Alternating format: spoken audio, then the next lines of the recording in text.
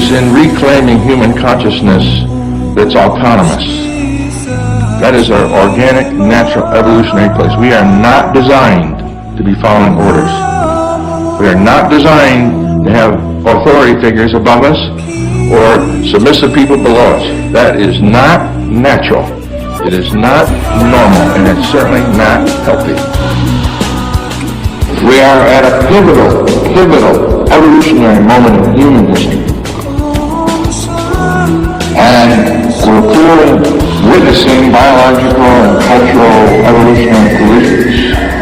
I don't know how it's going to shake out. The wealthy in the United States are worried about global unrest. They're investing in arming their yachts. They have planes and cars with military-style security features. They're starting to buy predators, drones, okay? Yeah. Now, they're not armed yet. They're just for spying. Oh, that's great. This was meant to be the first post-ideological generation, right? This was meant to be the generation that never thought of anything bigger than our Facebook profiles and our TV screens. This was meant to be the generation where the only thing that Saturday night meant was X Factor. I think now that claim is quite ridiculous. We are now the generation at the heart of the fight back. We are now the generation that will stand with everyone who's fighting back. Humanity marches on! You can fight it or fight for it. When we say revolution, we say it with love. They give out leaflets to the public where they say that they want to see the money market system replaced by a resource-based economy where everyone's needs are provided for free. Because we gotta sit around in this little shit for the next 70 years, alright? What do you think has to sit here breathing the tainted air, eating the mutated fish, watching the fetid reality shit on TV? We had a nation of malignant imaginations. It's us, alright? We gotta sit here in this rancid bathwater. You know, this is a revolution. This may not be a revolution in the traditional sense, but this is a revolution of the mind.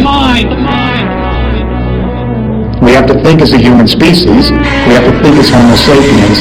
We have to create global consciousness if we're going to move this third industrial revolution and create a new civilization, an empathic civilization.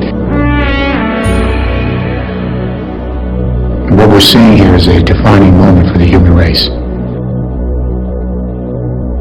We will not wait another moment in fear to stand up for what we know to be right. It is time we start meeting oppression with resistance. The future rests in our hands, yours and mine. It rests in the capacity which we totally have as a species to make radical shifts when our survival is necessary. And maybe we are the people who will emerge to create an alternative that enables our species to survive in peace on the planet. Otherwise, we will not survive.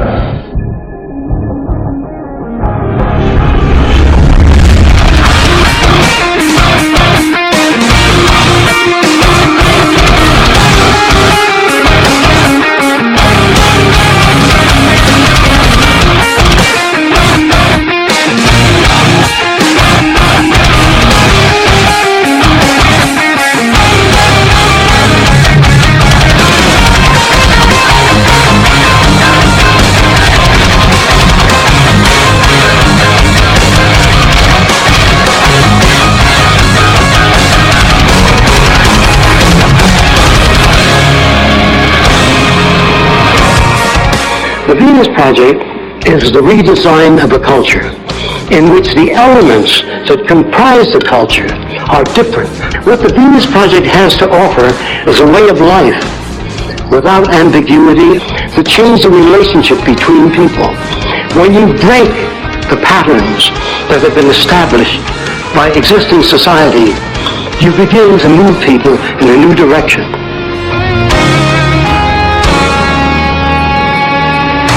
As long as there's prisons, police, armies, navies, we are not civilized. When the world joins together and agrees to use the earth intelligently, that will be the beginning of the civilized age. People say, well, the trouble with you, John, is you want to give people things for nothing. Let me tell you a little about things for nothing.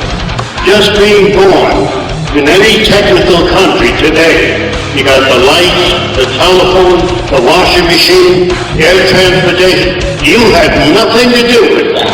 You got it for nothing. To build a way of life worthy of man, to humanize society, who's neither communist, fascist, nor socialist, nor democratic, to break away from the artificiality, the regimentation that dominates our society today. We feel that machines ought to do the filthy or the repetitious or the boring jobs. That man has to be free to pursue the higher things, the higher possibilities of man. All of the marvels of science and technology, all of the electronics and mechanical wonders are just so many millions of tons of junk unless it enhances the lives of men. The reason we emphasize machines and technologies is to free man, to find the meaning of their own existence and lives.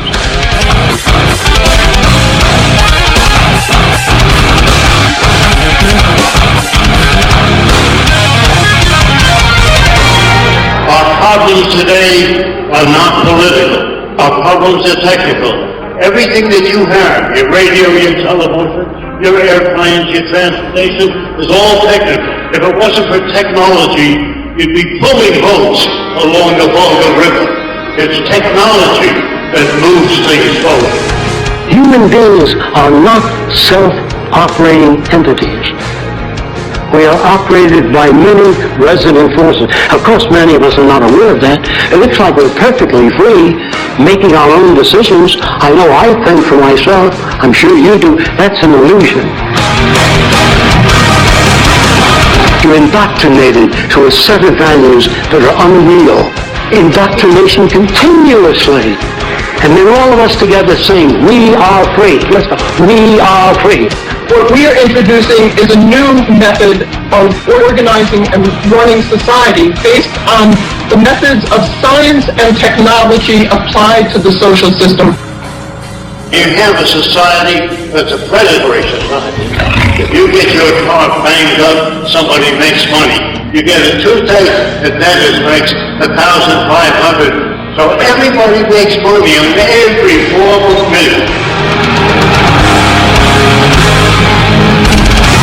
There's no final architecture or final frontiers or final city. Even the best city I design would be a straitjacket to the kids of the future. They'll design their own cities. I don't want to follow anybody, and I don't want anybody to follow me. If what I say makes sense, do it. If it doesn't, get off. To build a following where people admire you, that's dangerous. Trying to solve your problems politically by electing this political party or that political party, all politics is immersed in corruption. We have the brains, the know-how, the technology, and the feasibility to build an entirely new civilization. The choice lies with you. There are no Negro problems, or Polish problems, or Jewish problems, or Greek problems, or women's problems. They're human problems. Human problems. We could either develop paradise on earth or oblivion, wipe ourselves out. Only the future will tell what you do to make the future.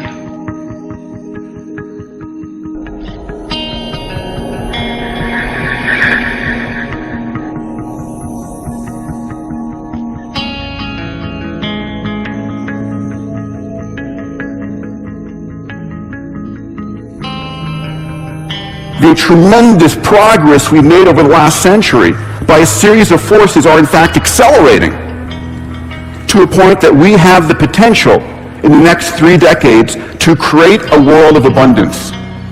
Now, I'm not saying we don't have our set of problems. Climate crisis, species extinction, water and energy shortage, we surely do. And as humans, we are far better at seeing the problems way in advance, but ultimately, we knock them down. Underpinning much of this is technology, and of late, exponentially growing technologies. We truly are living in an extraordinary time, and many people forget this. This is Moore's Law over the last 100 years. I want you to notice 2 things from this curve. Number 1, how smooth it is. Through good time and bad time, wartime and peacetime, recession, depression, and boom time. This is the result of faster computers being used to build faster computers. It doesn't slow for any of our grand challenges. And also, even though it's plotted on a log curve on the left, it's curving upwards. The rate at which the technology is getting faster is itself getting faster.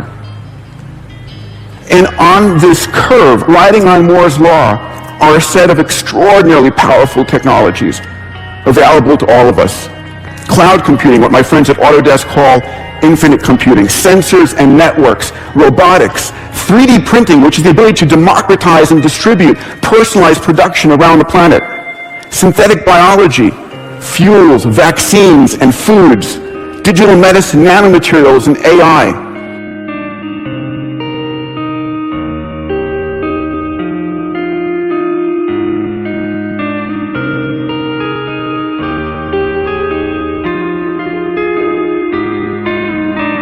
Science and technology are propelling us forward at accelerating rates. That's right. And if we don't understand it, by we, I mean the general public, if it's something that, oh, I'm not good at that, I don't know anything about it, then who is making all the decisions about science and technology that are going to determine what kind of future our children live in? Just some members of Congress? Science is more than a body of knowledge. It's a way of thinking. A way of skeptically interrogating the universe with a fine understanding of human fallibility. If we are not able to ask skeptical questions, to interrogate those who tell us that something is true, to be skeptical of those in authority, then we're up for grabs for the next charlatan, political or religious who comes ambling along. It's a thing that Jefferson laid great stress on. It wasn't enough, he said, to enshrine some rights in a constitution or a Bill of Rights. The people had to be educated, and they had to practice their skepticism and their education. Otherwise, we don't run the government. The government runs us. My sense is the problem lies with the fact that our business leaders, our government leaders, and for that matter, the rest of us, we are continuing to rely on 18th and 19th century ideas about human nature and the human journey that were spawned at the beginning of the market era, the nation-state era. And at that period of time, we had a great discussion, the Enlightenment. John Locke, the great political philosopher of the Enlightenment, he said, look, babies are born tabula rasa, blank slate. They're not born in sin. But he did leave a little open. He said, however, there is a predisposition to acquire property. Somebody should have caught him on that.